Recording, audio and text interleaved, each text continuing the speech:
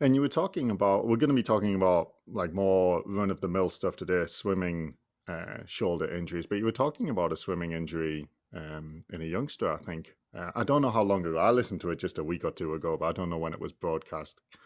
And Yeah, I think that, yeah, I guess the point of that is that I used an example with a young swimmer who had, if I remember, it was an apophylasis, so it was an irritation of their yeah, growth plate. Yeah, and they'd been diagnosed as having an AC joint problem.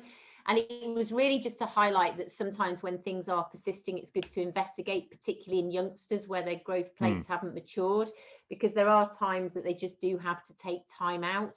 And when you look at some of our overuse injuries, there's a real trend to just keep going and give it time and get things stronger. But I think in our pediatric or our young adolescent group, we just have to have that element of caution if things aren't progressing the way that we think they should. yeah, that was certainly an eye opener for me, that one, because I think your recommendation was like a long period of rest, which is certainly something I'm very apprehensive of recommending. But I think, as you say, it's like in these special cases, and especially with youngsters, you really want to know exactly why is this not going away, because most of them do go away.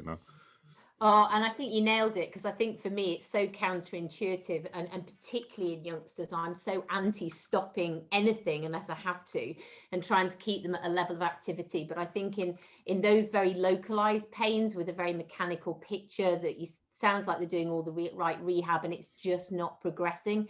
I think that's the time that investigations really can help us.